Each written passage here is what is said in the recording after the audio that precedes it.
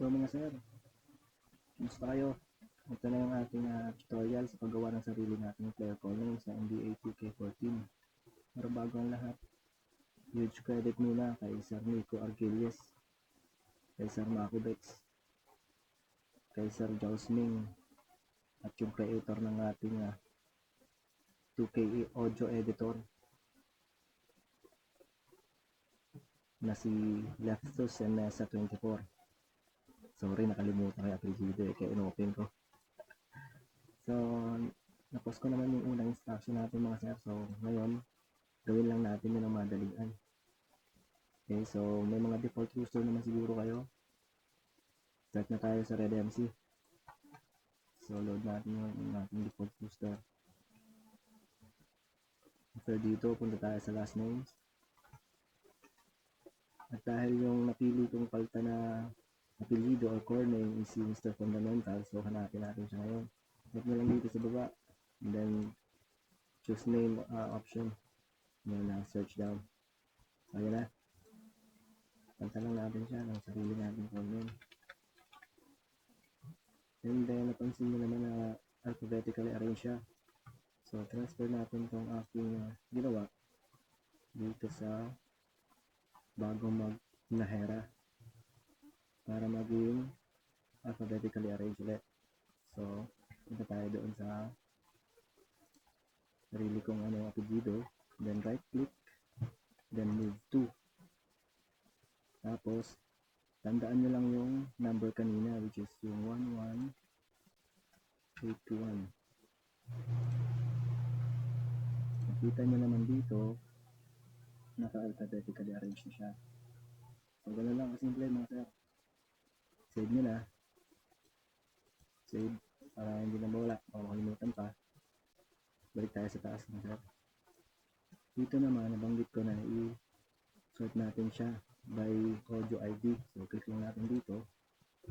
Kasi mamaya sa paghanap doon sa players.bin, mas madali na lang. So, ang ginawa ko pala mga sir, sinapi ko to sa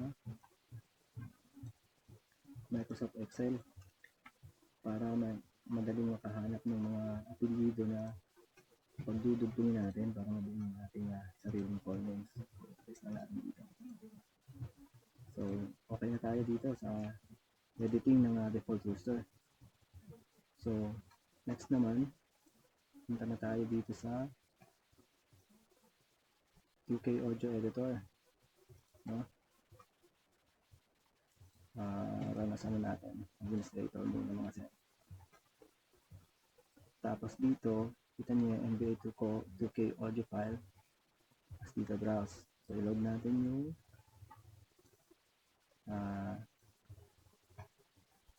galing kay Sir Makubex na version 7 players.pin. So, open natin yan mga sir. So, once loaded, try natin pakinggan isa-isa. Okay? So, tiin lang natin ito mga sir. Ano natin itong ating Excel. Isa natin dito key number 9. So, pili lang kayo kasi yan. Alan. So, Alan. Dito, search natin si Alan. So, ayan, nakita nyo. May si Alan. Ito yung pinay ko kanina. So, try natin ilay itong ulit. Number 10. Baker. So, stop natin. Baker. So, kita nyo naman mga sir. Halos magkasunod lang sila. So, ganyan lang yung sequence niya mga sir. Kaya, sinort ko siya by audio ID para paghanap natin dito, hindi na masyado mahirap. Pero, hindi lahat mga sir magkakasunod. So, yung ibang apelyido wala dito sa audio. Garrity. Garrity. Ito si Garrity. Natin. Jones. Jones. So, nakita nyo naman, nilaktawan niya si Kelia Jones. So, nag-get nyo lang mga sir. So, ngayon, ang hahanapin natin is si Mr. Fundamentals. Kasi yun yung ating papaltan.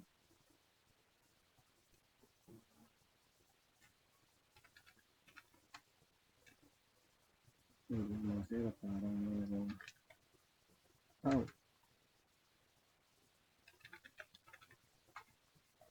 So, nandito na. Mario na nga pala. Tinang pala natin. So, nakalimutan. So, katabi siya ni Mr. Clutch na halos nasa 1,437 na siya. So, layo na nun. Q. Jones. Nandito yun si Jones. Ibig sabihin mga sir, dito sa Dias that bin, nasa almost 1,000 plus na rin siya. Yung ating sariling call name na nilagay. So, nasa 1,438. Pero dahil nahanap ko na siya dati pa, siya yung number 1304.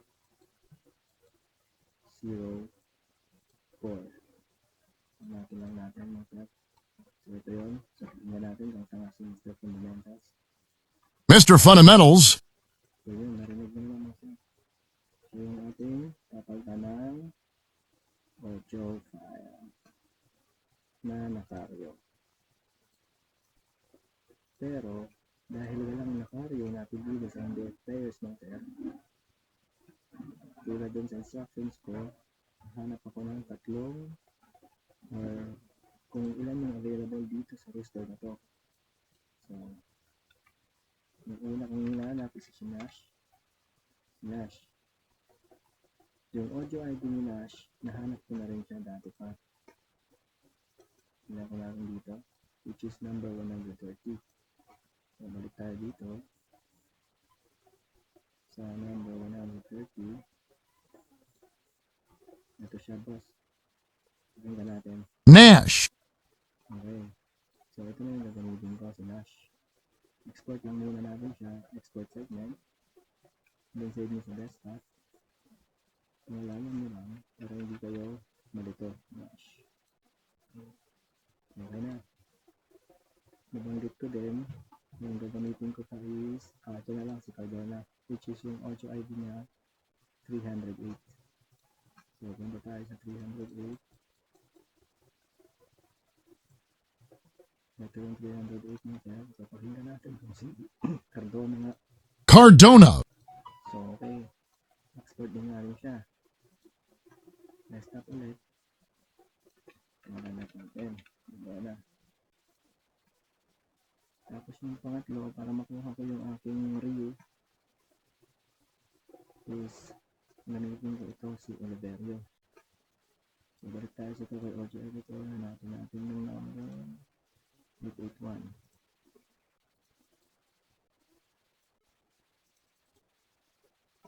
Ito, tingnan natin kung si Oliverio nga. Oliverio. Okay, so select ulit and then export. Save sa desktop. Oliverio.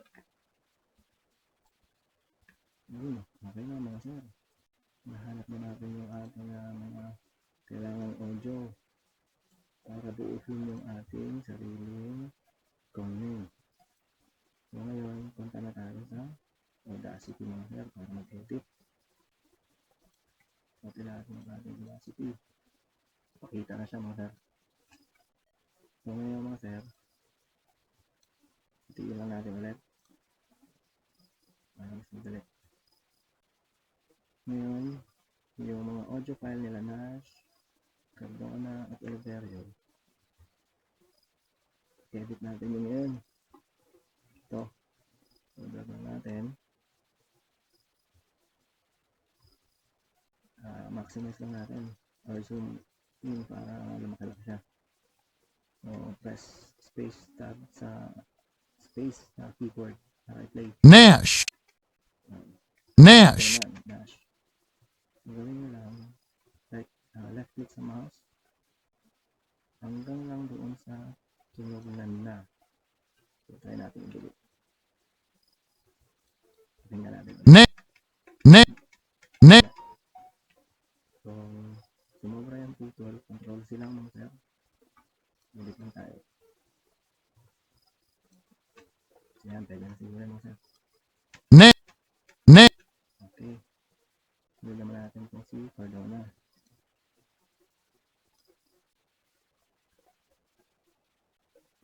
Hindi lang natin mag-load mga sir. Sumunod natin. Try natin ngayon. Space lang sa keyboard. Cardona, Cardona, Okay. So, try natin dito ikat. Dona, Tingnan natin. Card, Card, Okay, may sound pa siya ng B. So, i-delete natin siya. Card, Card, Okay, pwede na ito mga sir. Ngayon naman, ito si Oliver. Yun naman mga sir. Edit natin siya. Tingnan lang natin yung reel. Tingnan natin. Try natin. Oliverio, Dito tayo sa unahan magkapat. So, highlight na lang yung mga sir. Let's delete sa keyboard. Then, listen tayo ulit. Vario, Okay, may dip na. So, dito yung Very, Very, okay. May graph. Very, Very, May R siyang nakuha. So, Very, adjust natin. Adjust ulit. Very, So, try natin. Delete. Tapos, ngayon naman, pagsama-samahin na natin siya mga sir. So, itong Cardona, kunin natin ito mga sir. So, highlight mo lang yan. Control C sa keyboard. Tapos, paste natin dito. Dugtong natin dito sa left. Adjust natin. Yung left. So, paste lang. Control V mga sir. So, tumasa natin ito. Tingnan natin, sunod natin. Yung review. So, highlight mo natin yan. Copy natin dito mga sir. Zoom natin para makita natin yung dulo. Yung paste natin yung review. Wala tayo yan. Hit muna natin yung dalawa mga sir para ito na marinig natin. Lock natin. Then, Necario, Necario, Necario, pwede na ba mga sir? So, konting edit na lang yan sir. Yung mga magagaling dyan sa audio editing mga sir. Tuturo naman. Kaya na yan. So, okay na yan mga sir. Close ko na itong dalawa. May nagawa na akong dati pa. So, hindi ko na ito papagandahin pa. No? Mga sir. Nakita nyo naman yung process kung paano. So, kayo na lang bahala mag-ano yun sa mga sarili ng call na yun, mga sir. So, highlight na natin yan. Time to save na, mga sir. Punta tayo sa file. Export audio, mga sir. Export to computer. Yan.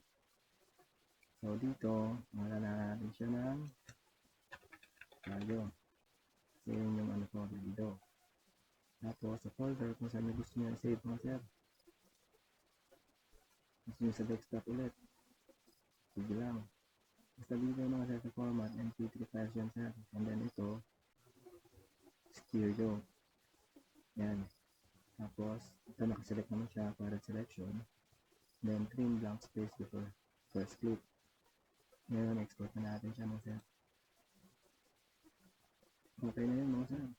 Tingnan natin. Necario, Okay na yun mga sir. Okay na yan. So, ang sunod naman natin gagawin mga sir, yung sa pagpalit doon sa players.bin Mr. Fundamentals. So, gagawin lang natin mga sir, hanapin na natin yung audio ID ng Mr. Fundamentals. Sabi ko kanina na 1,300 po yun. So, punta tayo doon.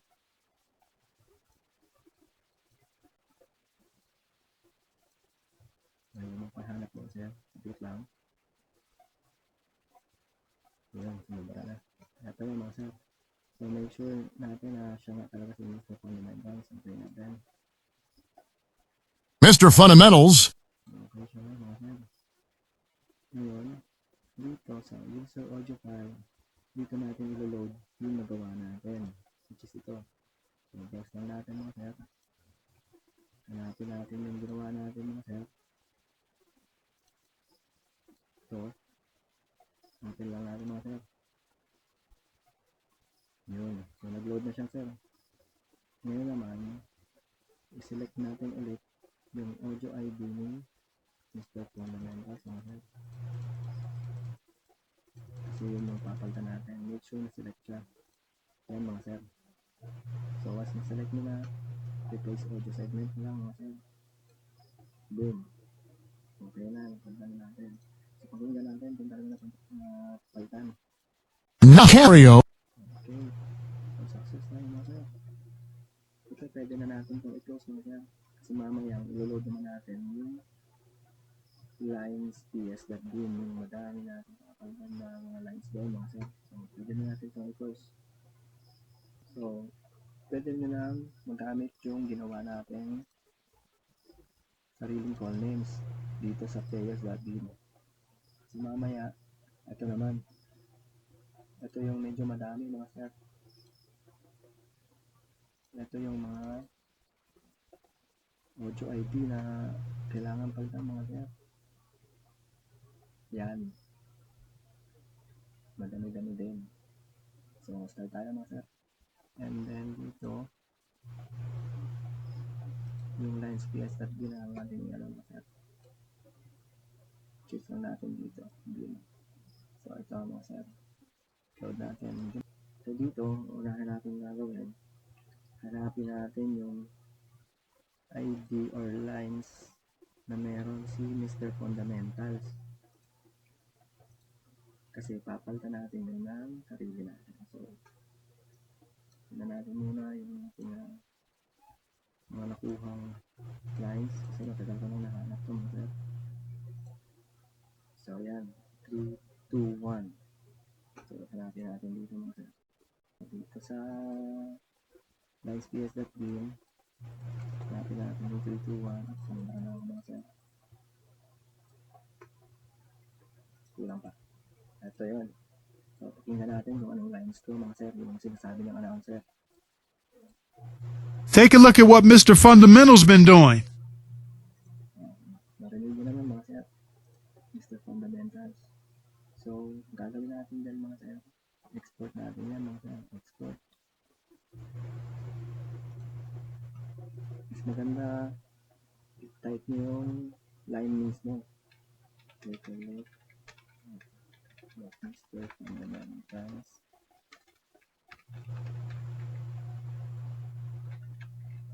has been doing. Or depende sa inyo sir kung anong gusto nyo. Or yung 321 lang ba na ID. Nasod na natin mga sir.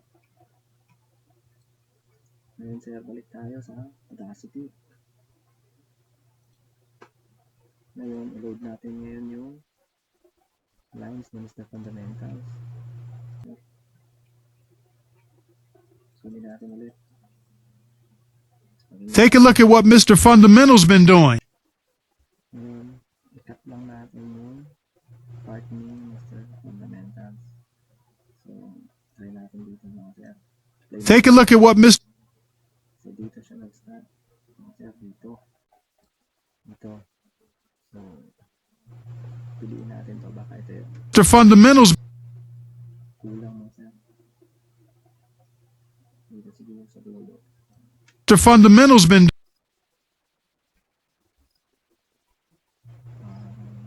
Ayun nyo lang mga sir. Talagang tiyagaan lang. Mr. Fundamental's been Mr. Fundamental's been Mr. Fundamental's Mr. Fundamental Mr. Fundamentals Mr. Fundamentals Yan. So, naselect na natin yan mga sir. Pwede na natin i-delete yan. Kasi isisilip natin yan yung ating ginawa sariling call line. Load natin ulit. Ito yung mga sir. Maximize natin ulit. Mute muna natin ito mga sir. Nakario. Okay. So, highlight natin ito. Control C. Mute muna natin ito. Ano yun? Makapilig natin dito kung saan natin isisilip. Take a look at what's been Take a look at what Pwede na siguro dito mga sir. Select natin dyan. Itapat na natin dyan. Space na natin mga sir. Tingnan natin kung pwede na. Tingnan natin. Take a look at what Nakario's been doing. Take a look at what Nakario's been doing.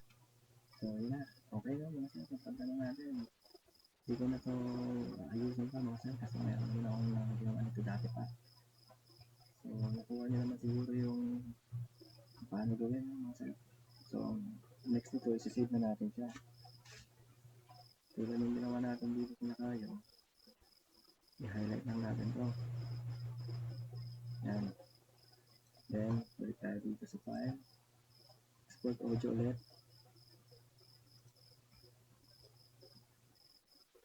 Dito, pwede na natin siya. Palitan ko na lang siya ng 321, yung audio ID. Yung Mr. Fundamentals doon sa linesps.bin.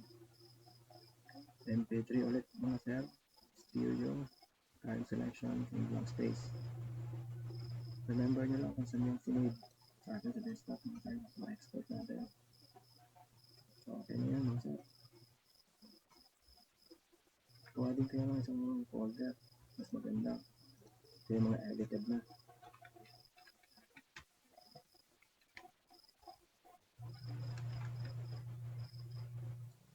So, dito natin siya paste ng class. Kakasama siya. Kasi madami-dami yan mga sir. 60 plus yan. So, yan na. Ngayon, balik tayo dito sa Tokoy Audio Editor mga sir. 321 yung kailangan natin pagtan. Para sure, play ulit natin. Take a look at what Mr. Fundamental's been doing. Okay, ito nga yun mga sir. So, papalitan na natin sa nitong ginawa natin. So, dito sa user audio file ulit, browse tayo. Natin lang natin yung ginawa natin. Dito nga pala yung ito mga sir. Kalimutan ko agad eh. So, open lang natin to. Select lang yan. Yes. So, nabago siya. So, hanapin natin ulit yung 321 mga sir. Yung talaga napagtan.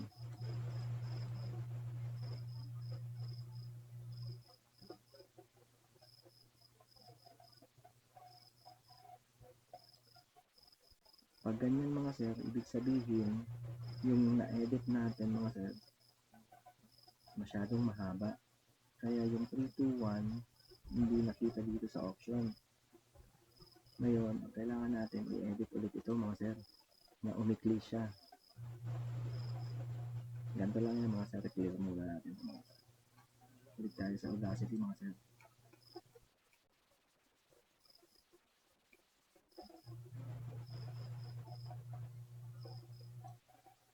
Mas nalaman natin ito mga sir. Ulit natin ito. Yan. Baka yun yung nag-error eh. Save natin ulit.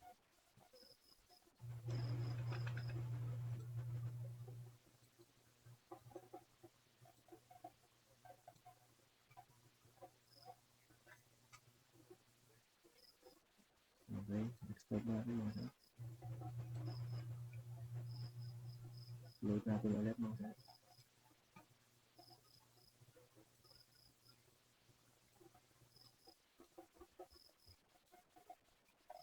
Tignan natin mga sir kung pwede na ba. Ayun mga sir, pwede na. Try muna natin daw kung ito nga yung lines ni Mr. Fundamental. Take a look at what Mr. Fundamental's been doing. Okay mga sir. Select ulit natin. Settings audio segment lang mga sir. Okay. Tingnan natin ulit mga sir. Pinapalitan natin. Take a look at what Nakario. Mr. been doing. Success tayo mga sir. So, next natin gagawin mga sir, i-edit natin lahat yung mga lines dito ni Mr. Fundamental. Sanatin natin yung dito. Sobrang dami yung mga sir. Yan yun o. So, huwag kayo mag-alala mga sir. Ibibigay ko rin sa inyo itong mga to. So, sa palitan nyo na lahat, pwede nyo na i-close. Tapos, copy nyo na to. Yung in-edit nyo na bin file. Copy nyo na to dun sa main directory file nyo. So, yun lang. Hanggang yung doon mga sir.